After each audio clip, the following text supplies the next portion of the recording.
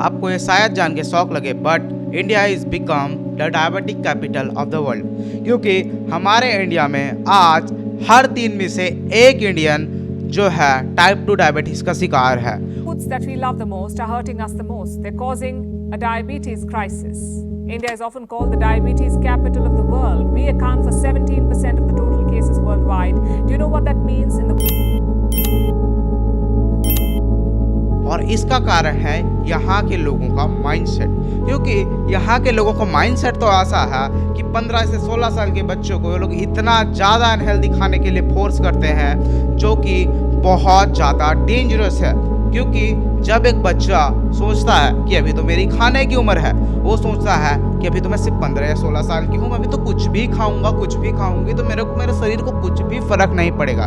लेकिन जब यही आदमी लोग, जब यही औरत लोग बड़े होते हैं और जब वो 40 के होते हैं, तो उनको ना जाने दुनिया भर की बीमारी लग जाती है।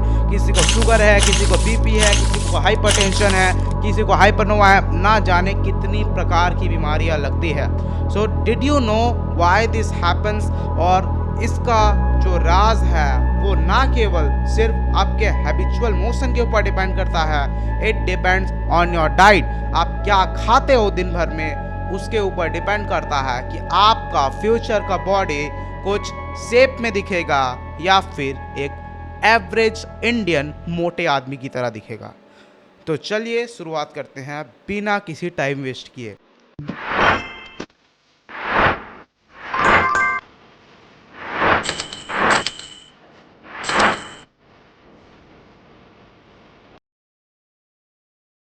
Chapter number 1, why Indians look like this.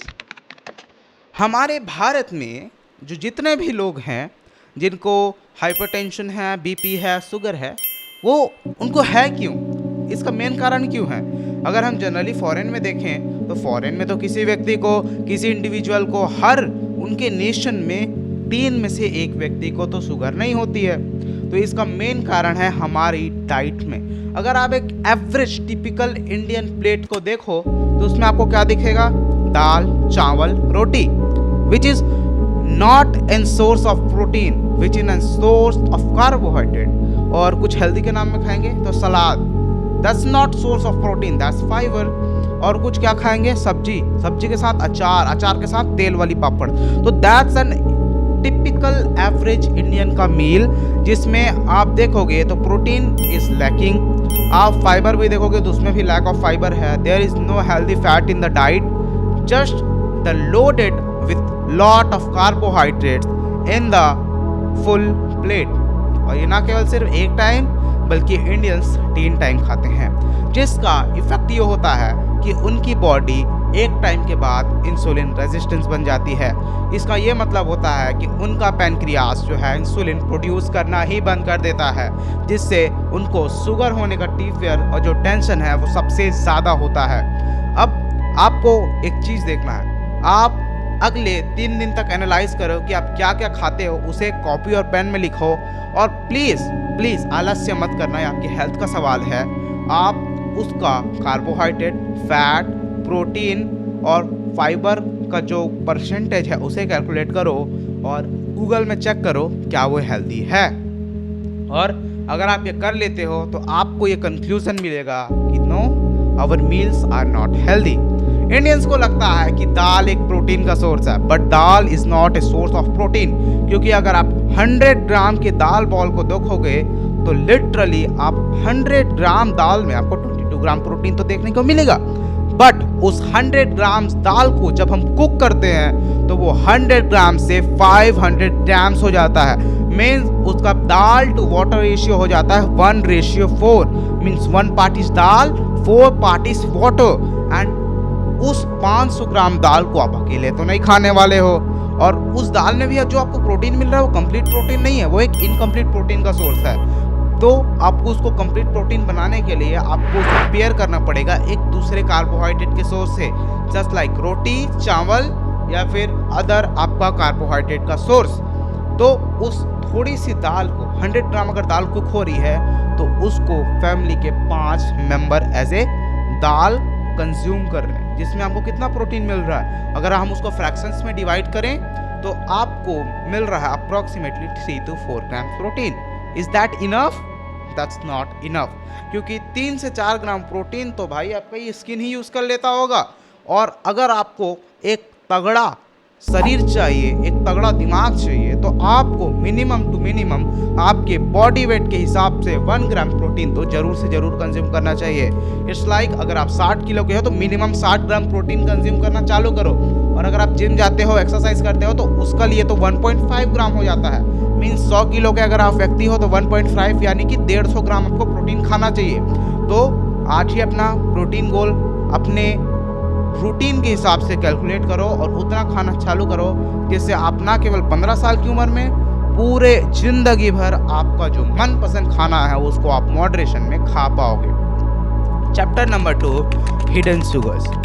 तो आपने कभी भी आइडेंटिफाई किया कि आपके डाइट्स में कितना ज़्यादा हिडन शुगर होता है? आपका 40 की उम्र में ऑर्गन का फेलियर, पैनक्रियास का फेलियर कोई नई बात नहीं है। ये 100 साल से चलता आ रहा है कि इंडियंस का जो पैनक्रियास है वो दूसरे देश की अपेक्षा जल्दी फेल कर जाता है। इसका कारण होता है यहाँ के वीक फूड सेफ्टी लॉस। अगर आप FSSAI को देखोगे इंडिया के, तो वो तो बिल्कुल सो ही रहा है भाई। वो तो बोल रहा है मेरे को मतलब ही नहीं, इंडियन जहर भी खा के मर जाए ना, मेरे को उससे कोई फर्क नहीं पड़ता। That's what an FSSAI is doing. आप देखोगे तो इंडिया के लॉस तो पहले ही इतना ज़्यादा वीक हैं, और ऊपर से FSSAI उनके ऊपर ध्यान ही दे देता है कि वो जो मिल भी रहा है इंडियंस को, क्या वो सेफ है। लिटरली आपने देखा होगा रिसेंट टाइम में फेक पनीर, फेक दूध, फेक सेव, फेक केला, जितने भी फ्रूट्स हैं वो फेक है, फल सब्जियां सब fake. There is adulteration in every food right now. आपका मक्खन फेक है, अमूल के व्यक्ति इतने सारे अल्टरनेटिव्स आपको देखने को मिल जाते हैं कि एवरीथिंग इज फेक। आपको कभी भी ये समझ नहीं आएगा कि मैं कौन से ब्रांड के ऊपर ट्रस्ट करूं। और जब आप ऐसे ही ब्रांड्स के ऊपर ट्रस्ट करने जाते हो तो आपको क्या पता चलता है कि अगर हम किसी ब्रांड के ऊपर ट्रस्ट करें तो बहुत ज़्यादा एक्सपेंसिव है, और इसके कारण का ये होता है कि आप एक्सपेंसिव ब्रांड्स को अफोर्ड नहीं कर सकते क्योंकि आपकी इनकम बहुत ज़्यादा लो है। तो एक कंप्लीट लूप साइकिल आपको ट्रैप करके रखता है that you are eating healthy but there is hidden sugar in it. आप देखोगे कि अगर आप कोई भी एवरेज टिपिकल सीरियल्स का पैकेट उठा के देखो, जो कि मोस्टली इंडियंस अपने बच्चों को देते हैं, उसके अगर आप पैकेट के पीछे लेवल में जाके देखो तो उसमें आपको 13 to 14 ग्राम एडेड शुगर दिखता है ऑन एन एवरेज डाटा। और अगर हम किसी सस्ते चीप ओट्स या फिर सीरियल्स को खरीदते तो उसमें तो 26 से 30 ग्राम एडेड शुगर देखने को मिलता है। WHO रिकमेंड करता है कि 12 साल से कम के बच्चों को 20 ग्राम से ज़्यादा शुगर नहीं खानी चाहिए, and for adult it's 25 gram. But आप अपने बच्चे को सुबह के मॉर्निंग मील्स में ही 30 से 35 ग्राम शुगर दे देते हो, जो कि उनके इंसुलिन सिस्टम को स्पाइक करके रखता है। उनका ब्लड फ्लो इतना ज़्यादा होता है कि उनको एक समय के बाद उनका बॉडी इंसुलिन रेजिस्टेंट बन के उनको हाइपरटेंशन या BP हो ही जाता है। और आपको हिडन शुगर को आइडेंटिफाई करना इसलिए भी जरूरी है क्योंकि अगर आप अपने बच्चे को बिस्किट दे रहे हो, biscuits are not healthy. Most of the Indians ये सोचते हैं कि हम चॉकलेट अपने बच्चों को नहीं खिलाएंगे, लेकिन वो बिस्किट डेली देते हैं। Daily 1 packet, 2 packet, 3 packet biscuit दे दिया। मैंने खुद अपनी फैमिलीज में देखा है कि बहुत सारे लोग मेरे खुद की फैमिलीज में बिस्किट प्रेफर करते हैं। मैंने उनको मना किया कि आप लोग बिस्किट ना खाया करो क्योंकि biscuits are not healthy. Most of the Indians को लगता है कि that biscuits are healthy, but biscuits are not healthy. Biscuits are evenly more unhealthy than the chocolates. अगर आप देखो कि आप चॉकलेट हफ्ते में 1 बार खाते हो, पर बिस्किट को आप डेली खा रहे हो, और उस डेली खाने के चक्कर में आपके बॉडी में एक नहीं बार बार शुगर जा रहा है। आपके बिस्किट्स में हिडन शुगर है, आपके जैम्स में हिडन शुगर है, आपके केचप्स में हिडन शुगर है। आपको जस्ट एक बार जो भी आप खाने का प्रोडक्ट देते हो जो कि आप ये समझ के खा रहे हो कि हेल्दी, उसका इंग्रेडिएंट लिस्ट दिखा के देखो, पीछे में आपको पता चलेगा कि उसमें कितना ज़्यादा हिडन शुगर है। और एक चीज़ याद रखना, जितना ज़्यादा लिस्ट का लंबाई उतना ज़्यादा आपकी मेडिसिन बिल का लंबाई। ठीक है। चैप्टर नंबर 3 है so what we have to do. क्या इसका सॉल्यूशन होगा कि हम बिल्कुल ही चीनी खाना बंद कर दे, बिल्कुल ही बिस्किट खाना छोड़ दे, बिल्कुल ही सीरियल खाना छोड़ दे, बिल्कुल ही केचप खाना छोड़ दे? तो इसका आंसर है नहीं। आपको किसी भी चीज़ को खाना नहीं छोड़ना है, आपको बस ये देखना है कि उसको मॉडरेशन में खाना है। आप बिस्किट्स खा रहे हो तो आप सबसे पहले देखो कि उसमें कितना ज़्यादा शुगर है। अगर आपको ऐसा बिस्किट दिख रहा है जिसमें बहुत ज़्यादा शुगर है तो उसकी सबसे आपको हर पैकेट में एक सर्विंग साइज देखने को मिलता है, तो उस सर्विंग साइज के अकॉर्डिंग आप देखो कि इसमें कितना ज़्यादा शुगर आ रहा है। और अगर ज़्यादा शुगर आपकी डेली WHO की लिमिटेशन एंड गाइडेंस से ज़्यादा है तो उस चीज़ को अवॉइड करो और अपने घर से बाहर फेंको। उसके रिलेटेड एक हेल्दी अल्टरनेटिव चुनो जिससे ना केवल आपकी बॉडी फिट होगी, आपके बच्चों की बॉडी फिट होगी, आपके माता पिता की बॉडी फिट होगी और एंड द गेल आपकी भी बॉडी फिट होगी। और आप अपने बच्चों को, चाहे वो 15 के हैं, 5 के हैं या फिर 35 के हैं, उनको बोलो कि कुछ भी खाओ मॉडरेशन में खाओ, क्योंकि अगर आप अभी मॉडरेशन में खाओगे तो आप जीवन भर खा पाओगे। मेरे खुद के बड़े पापा हैं, उनका एक लाइफ एग्जांपल मैं आपको बताता हूँ। वे जब यंग एज में थे तो उनको मीठा बहुत ज़्यादा पसंद था, वो बहुत ज़्यादा मीठा खाते थे। वो बोलते थे अरे छोड़ना भाई, कुछ नहीं होगा, अभी मेरी खाने की उम्र है। आज उनको 50 नहीं हुआ है और उनको BP और शुगर हो रखा है। And that's a very crucial stage of most of the Indians.